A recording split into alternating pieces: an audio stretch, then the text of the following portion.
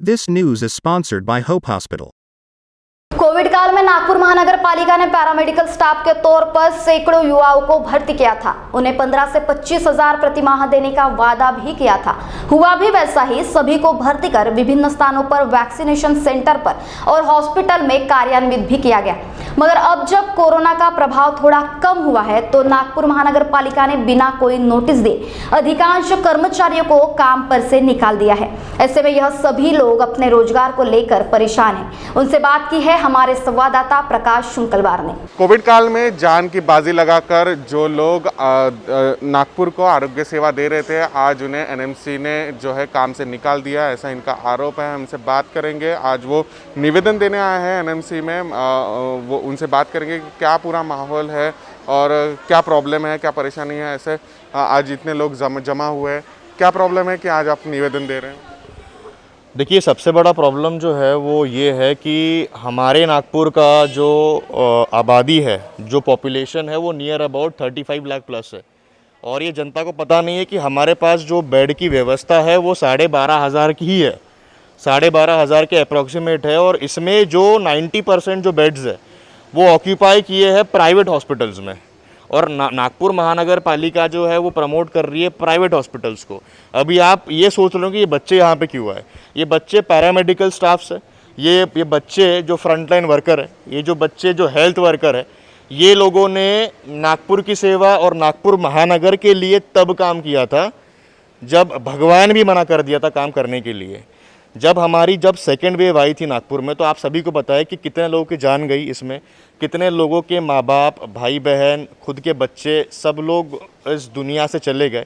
और इसकी मेन वजह थी वो था एक अच्छा इंफ्रास्ट्रक्चर ना होना।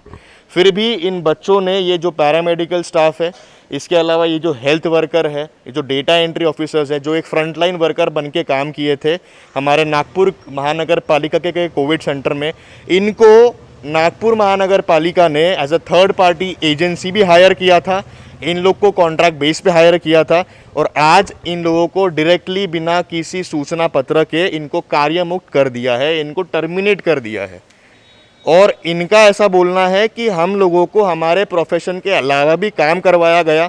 हम लोगों को लेबर लॉ ऐसा बोलता है कि अगर आपके वर्किंग टाइम के अलावा भी अगर आप कोई काम करते हो तो उसमें आपको पे मिलेगा, आपका जो एक्स्ट्रा पे है वो आपको मिलेगा। इनको वो भी नहीं मिला गया।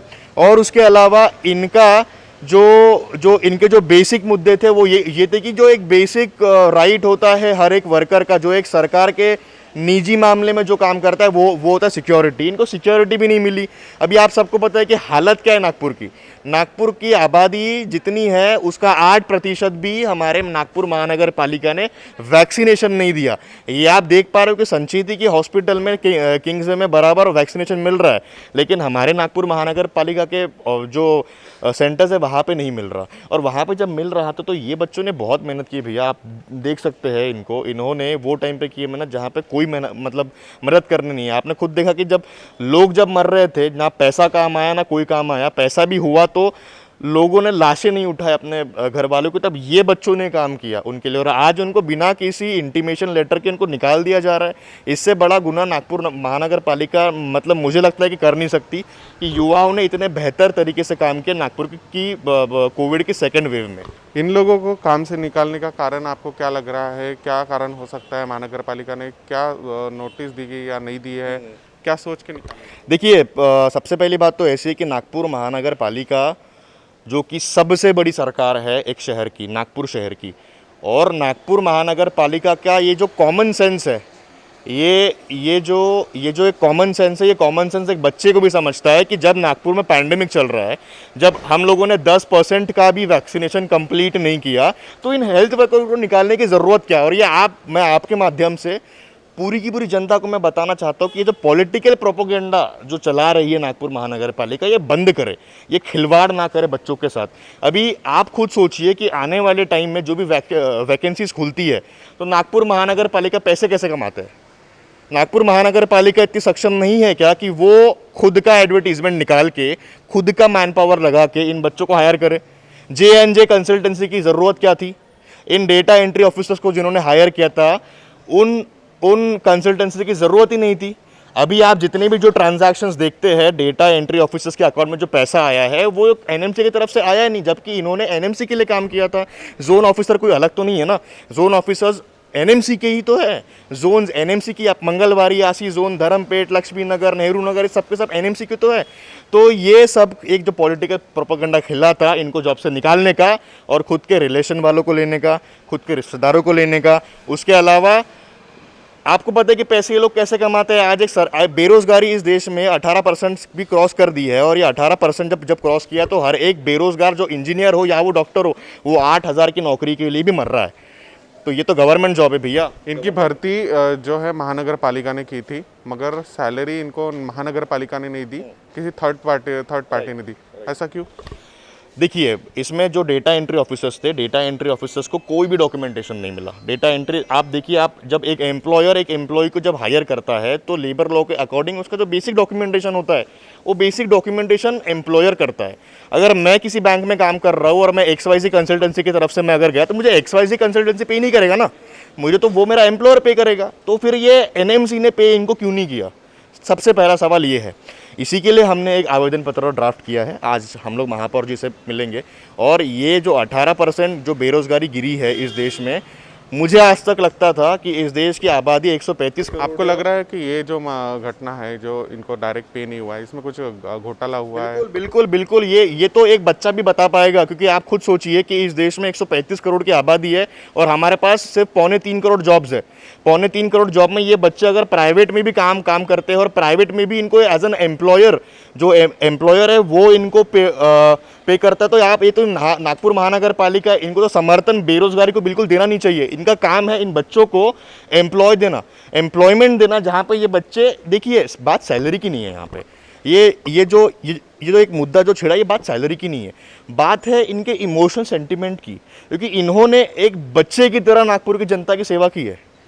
इन्होंने एक बच्चे की तरह नागपुर की जनता की सेवा की है, और अगर वो बच्चे की सेवा के लिए इनको निकाला जा रहा है, आप सोचिए कि नागपुर में वैक्सीनेशन नहीं है, और ये टाइम पे वैक्सीनेशन को मजबूत करना चाहिए था, इनके स्टाफिंग को डबल करना चाहिए था कि हमको दिसंबर तक का ख़त्म करना है। ये तो एक SOP खुद नागपुर महानगर पालिका ने बनाया था। तो बेशक इसमें घोटाला आप जो बोल रहे हो वो तो है ही है, और वो तो हम लोग बेशक बदलाव निकाले हो कि इनको बदलाव चाहिए, इनको न्याय चाहिए, इनको रोजगार चाहिए, और ये रोजगार, इन लोगों को न्याय चाहिए, बदलाव चाहिए। पैंडेमिक एक तरफ ख़त्म होने का है, ऐसे में जो फ्रंटलाइन वर्कर है, जो आरोग्य सेवा दे रहे हैं महानगर पालिका, उनको काम से निकाला गया है। ऐसा भी एक तरफ आरोप हो रहा है कि जो नर्सेस है उनको उनका प्रोफेशनल काम छोड़ के दूसरा कोई काम बताया जा रहा है। हम जानेंगे, हमारे साथ एक नर्स का है जो ये सब जो खुद भी एक आरोग्य सेवा दे रही है महानगर पालिका को। मुझे बताइए कि ऐसा आरोप किया जा रहा है कि जो काम है, जो प्रोफेशनल, जिस काम के लिए जिसको अपॉइंट किया गया, वो काम छोड़ के झाड़ू पोछा या फिर और कोई काम बताया जाता था। हाँ सर, बहुत जगह मतलब ऐसे हुआ है कि किसी को चाय की प्याली उठाने लगा है, किसी को चाय बांटने लगा, या किसी को बोल रहे थे कि आप मतलब साफ़ सफाई कीजिए, अभी काम नहीं है तो, या फिर बहुत से काम है जो उन्होंने अदर्स काम बताए हैं नर्सेज को।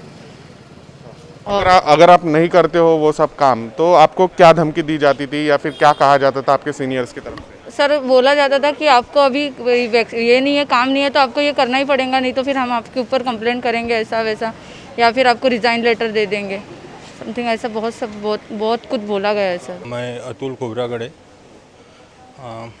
खूब रोडलो बेकी नाता लुड़े एकिनी के माध्यम से हम ये बदलाव आंदोलन के इस मूवमेंट में शामिल हो चुके हैं। आप देख रहे होंगे कि ये सारे के सारे लोग यंगस्टर है, और ये वो लोग हैं कि जो एकदम जब ये यह शहर में जब तांडव मचा था कोरोना के वजह से, उस वक्त इन लोगों ने कंफर्ट जोन के बाहर जाकर काम किया है। ये सवाल इनके जॉब का नहीं है। जिस तरीके से एनएमसी इनके जॉब के साथ में बिहेवियर कर रही है, इनके साथ में जो ट्रीटमेंट कर रही है, इनके जॉब के साथ में कॉम्प्रोमाइज़ करना यानी इस शहर से 25 लाख लोगों के हेल्थ के साथ में कॉम्प्रोमाइज़ करना है। ये बात समझ लेना चाहिए। कोविड पेंडेमिक में जो सेकंड वेव आई थी वो इतनी डेंजरस थी कि यहाँ पे एनएमसी ने जो मॉरल रिस्पॉन्सिबिलिटी लेना चाहिए था, जिस तरीके से बीएमसी ने जंबो कोविड सेंटर ओपन किए थे, उस तरीके का कोई भी जंबो कोविड सेंटर भी एनएमसी ने ओपन नहीं किया है। तो ओवरऑल इस शहर के लोगों के हेल्थ के बारे में ओवरऑल एनएमसी कितने लेवल के ऊपर सेंसिटिव है, ये इन सब चीज़ों के वजह से पता चलता है। जिन लोगों ने कंफर्ट जोन के बाहर जाकर काम किया, जिन लोगों ने अपनी जान की भी परवाह ना करते हुए काम किया, आज उन लोगों को विदाउट इंटीमेशंस बाहर निकाला जा रहा है। और देखना है कि ये सारे के सारे यंगस्टर लोग हैं, इनके पीछे फैमिली है, और ये पेंडेमिक सिचुएशंस में जो फाइनेंशियली क्राइसिस क्रिएट हो गए, इनके भी अंदर में के भी ऊपर फाइनेंशियली क्राइसिस क्रिएट होंगे, तो इनकी रिस्पॉन्सिबिलिटी कौन लेगा? हम नहीं बोलते कि कुछ ज़्यादा का दिया जाए करके, लेकिन जो रूल्स में है, जो कि इनको तीन महीने का बॉन्ड दिया था, और 3 महीने के बॉन्ड कंप्लीट होने के पहले ही इन लोगों को बाहर निकाल दिया गया। तो ये जो है, ये सरासर एक्सप्लॉयटेशन है, ये सरासर इनके ऊपर अन्याय है, और ये रिस्पॉन्सिबिलिटी है। यानी हम देखते कि ये जॉब का ही नहीं, तो पूरे के पूरे नागपुर शहर के हेल्थ के बारे में एनएमसी ने जो रिस्पॉन्सिबिलिटी लेनी चाहिए, उस रिस्पॉन्सिबिलिटी लेने में नागपुर महानगर पालिका कम्प्लीटली फेल हो चुकी है। और ये सारे जो मैटर्स आगे आ रहे हैं, इसके वजह से हमको महानगर पालिका के हेल्थ के बारे में, लोगों की जनता की सेवा के बारे में बहुत डाउट आता है। तो इन लोगों को कंटिन्यू करना चाहिए, और इन लोगों को जॉब देना चाहिए, जिन लोगों ने इस शहर को बचाया है, जिन लोगों ने जब लोग घर के बाहर रहते थे, तब ये लोग बाहर आकर लोगों की सेवा करते थे। इतने थँक्यू। माझं नाव प्रीती पैठणकर आहे. आम्ही कॉन्ट्रॅक्ट बेसिकवर GMCमध्ये 55 जण आहोत, पण GMCला 180 जागा या रिक्त आहे स्टाफ नर्सच्या, आणि त्यांना 180 स्टाफची गरज आहे असं लेटर आम्ही GMCतर्फे जिल्हा अधिकाऱ्यांना गेला आहे, आपत्ती विभागांना. त्यांनी त्यामध्ये असं मेन्शन केलं आहे की 180 जागा रिक्त आहेत आणि GMCला 180 लोकांची गरज आहे स्टाफ म्हणून.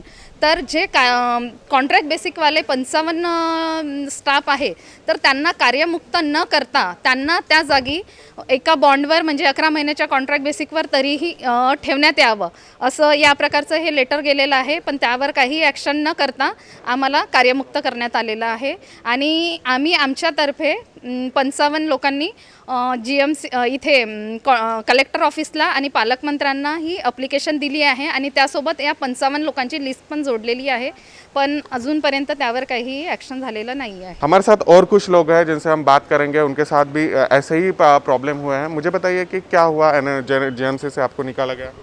GMC में जब स्ट्राइक था तब तक उन्होंने हमें रखा, जब तक पेशेंट थे और स्ट्राइक थी, और जब उनकी स्ट्राइक थी तो पूरा काम हमसे करवा के ले लिया उन्होंने. जैसे उनकी स्ट्राइक ख़त्म हुई तो उन्होंने 30 तारीख को ही हमको रिलीव कर दिया, मतलब डायरेक्ट रिलीव ही कर दिया. उन्होंने कुछ एक्सक्यूज़ कुछ भी नहीं सुना हमारा, नोटिस भी नहीं, कुछ भी नहीं, डायरेक्ट बोले कि रिलीव कर रहे हैं आपको. जब तक उनका स्ट्राइक था तब तक तो कुछ भी नहीं, सिर्फ हमारे जब जितने भी कॉन्ट्रैक्ट वाले स्टाफ थे ना, उन्होंने अकेले ने क्या ICU और वार्ड हैंडल किया है, जबकि उनका परमानेंट स्टाफ वहाँ पे कोई भी नहीं था. और वो ऐसे भी बोल रहे थे कि आपको स्ट्राइक में अगर ड्यूटी करोगे तो उसका बेनिफिट आपको मिलेगा करके, तो वैसा कुछ भी नहीं हुआ है ना. और डबल ड्यूटी भी की है हमारे स्टाफ ने. तो आपको जब वहाँ से रिलीव किया तो उसके बाद कहीं और आपको जॉब के लिए बोला गया या फिर नहीं? नहीं, किधर भी नहीं बोला है, डायरेक्ट रिलीव कर दिया हमको, किधर बोला नहीं जॉब के लिए. एम्प्लॉयज़ को लालच देकर काम करवाया जाता था, मगर उसके एवज में ना तो उसका बेनिफिट दिया गया, ना ही कोई सुविधा. मुझे बताइए, आपके साथ भी कोई प्रॉब्लम? हमारे साथ और एक जन हैं जिनसे हम बात करेंगे. क्या हुआ? कोविड में स्टार्ट में हमें अप्रैल महीने में GMC में लिया था, हमारे से कॉन्ट्रैक्ट लिया था. कॉन्ट्रैक्ट 3 महीने का था, ठीक है. 3 महीने के कॉन्ट्रैक्ट में हमने काम किया. हालांकि नागपुर में सबसे ज़्यादा पेशेंट GMC में थे, तो हमने इतना काम किया वहाँ पे, जी जान से हमने लोगों को बचाने का काम किया. और जब हम ड्यूटी पे रहते थे, परमानेंट स्टाफ भी हमारे साथ में ड्यूटी पे रहते थे, ऐसा नहीं कि वो लोग नहीं रहते थे. बट वार्ड में ICU में हम लोग जब काम करते थे, एनी वार्ड में हम लोग काम करते थे, तब परमानेंट स्टाफ बाहर रहता था और हमारा जो कॉन्ट्रैक्ट बेसिस स्टाफ था वो अंदर रह के काम करता था. मतलब हमने इतने जी जान से काम किए, तो पेशेंट के कांटेक्ट में रह के हमने काम किया. नागपुर में इतना ज़्यादा पेशेंट GMC में था तभी. और हम लोगों को जब उनका स्ट्राइक था, ये लोगों ने जब स्ट्राइक लिया परमानेंट स्टाफ ने, उनको जो भत्ता चाहिए था इसके लिए उसके लिए, लेकिन हम लोगों के लिए किसी ने भी स्ट्राइक नहीं उठाया. 50 पेशेंट हम लोग अकेले एक वार्ड में हैंडल करते थे. परमानेंट स्टाफ वहाँ पे एक भी मौजूद नहीं था, और एक वार्ड में सबसे ज़्यादा 40-50 इतने ही पेशेंट रहते थे और इतने सारे पेशेंट को हमारा कॉन्ट्रैक्ट बेसिस का एक ही स्टाफ हैंडल करता था। जी जान से मेहनत की मगर उसका बेनिफिट नहीं मिला। हमारे साथ एक है और एक शख्स है जिनसे हम बात करेंगे। मुझे बताइए कि क्या हुआ था, आप बोल रहे थे। एक्चुअल में हम पहले थे आइसोलेशन में धंतोली जोन से, हमें ट्रांसफ़र किए लक्ष्मी नगर में। अब लक्ष्मी नगर वाले ये बोल रहे हैं हमसे पूरा टेस्टिंग सब काम हमारे से करवाए, और अभी वो लोग बोल रहे हैं कि हमारा जो पुराना स्टाफ है हम उनको लेंगे और जो नया स्टाफ है उनको हम लोग कार्यरत कर रहे करके। हम लोग ऐसे 10 से 12 लोग हैं। और लॉकडाउन अभी सिर्फ ये लोग बोल रहे हैं कोरोना ख़त्म हो गया, फिर लॉकडाउन किस बात का, सैटरडे संडे का? अभी 4 बजे तक था, अब इसके बाद में ये लोग बोल रहे हैं कि 8 बजे तक। जब कोरोना ख़त्म ही नहीं हुआ तो फिर लॉकडाउन क्यों कर रहे? और अभी हमें दोनों तरफ कहीं पे भी हमारे को वैकेंसी नहीं है, ना धंतोली जोन में है ना ही लक्ष्मी नगर में, तो हम लोग क्या करें अभी?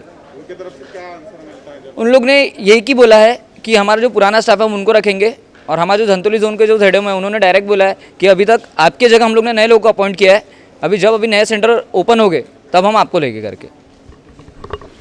मुझे बताइए कि ये जो स्थिति आई है, अगर इस पे कोई सॉल्यूशन नहीं मिलता है तो ऐसे में आपका अगला कदम क्या होगा? आप क्या निवेदन दे रहे हो, क्या दे रहे हो?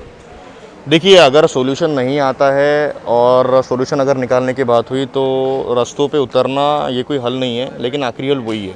क्योंकि आप देखेंगे कि बढ़ती महंगाई बोलिए या इन युवाओं को हक बोलिए, ये अगर कोई रेवोल्यूशन हुआ है या कोई इनकलाब आया तो वो रास्तों पे उतर के ही आया है। और हम लोग साथ साथ में इनके जो माँ बाप है, इनके जो परिवार वाले हैं और हमारी जो आम जनता है, क्योंकि वैक्सीनेशन के अलावा हेल्थ वर्कर के अलावा इनकी इम्यूनिटी और एक अच्छा हेल्थ इंफ्रास्ट्रक्चर भी हमारी एक डिमांड है, हमारी एक रिक्वेस्ट है महापौर जी को और हमारे माननीय आयुक्त को कि वो भी इसके ऊपर थोड़ा ध्यान देंगे और नागपुर को तीसरी जो वेव है उससे बचाएंगे। अगर ये लोग हमारी बात नहीं सुनते हैं तो हम लोग भूख हड़ताल पे बैठने वाले हैं जब तक कि इन बच्चों को उनका हक नहीं मिल जाता, क्योंकि इनकी इतनी कोई बड़ी डिमांड है नहीं। जिन्होंने इतना काम किया है उतनी बड़ी तो इनकी डिमांड है नहीं, और ये कहीं ना कहीं अपने रोज़गार के लिए और कहीं ना कहीं नागपुर को बचाने के लिए अपनी डिमांड रख रहे हैं सामने। एक तरफ सरकार 20,000 लोगों को कौशल्य प्रशिक्षण के जरिए पैरामेडिकल स्टाफ जो है तैयार करने जा रहा है, दूसरी तरफ जो प्रशिक्षित है जिनको पूरा काम आता है उनको बेरोजगार कर रहा है। इस पर आपकी क्या राय? देखिए क्या होता है, मैंने आपको जैसे बताया कि 3 महीने का जो कॉन्ट्रैक्ट इन्होंने जो साइन किया था वो 3 महीने का कॉन्ट्रैक्ट एकदम गलत है।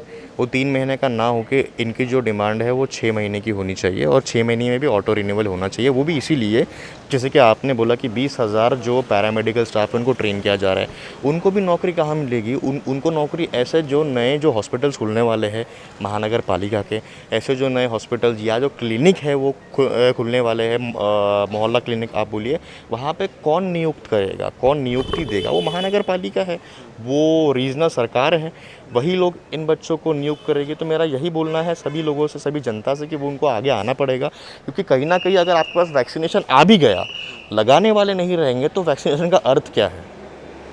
तो वही एक चीज़ है कि योजनाएं जितनी भी पेपर पे होती है उसको आप जब तक इम्प्लीमेंट नहीं करोगे तब तक आपको सोल्यूशन नहीं मिलेगा। और सरकार को ये चीज़ करनी चाहिए कि आप जितनी भी योजनाएं निकाल रहे हो उसका हल ये है कि आपको इनको प्रैक्टिकली इनको एम्प्लॉयमेंट देना पड़ेगा। अगर आप वो सक्षम नहीं है एम्प्लॉयमेंट देने के लिए तो ये जितनी भी आप योजनाएं बना रहे हैं वो फेल है। एक तरफ पैंडेमिक ख़त्म होने का है, ऐसे में जो स्टाफ जो पैरामेडिकल स्टाफ है जो काम कर रहा है सरकार के लिए या फिर स्थानिक स्वराज्य संस्थाओं के लिए, उन्हें बेरोज़गार करके सरकार पता नहीं क्या संदेश देना चाहती है। एक तरफ 20,000 लोगों को कौशल्य विकास प्रशिक्षण के ज़रिए नई लोगों को प्रशिक्षण किया जा रहा है, मगर जो प्रशिक्षित स्टाफ है उन्हें ही बेरोज़गार करने का ये नया फंडा महानगर पालिका ने निकाला है। कैमरा पर्सन अविनाश के साथ मैं प्रकाश चुंकाला, महाराष्ट्र 24 नागपुर।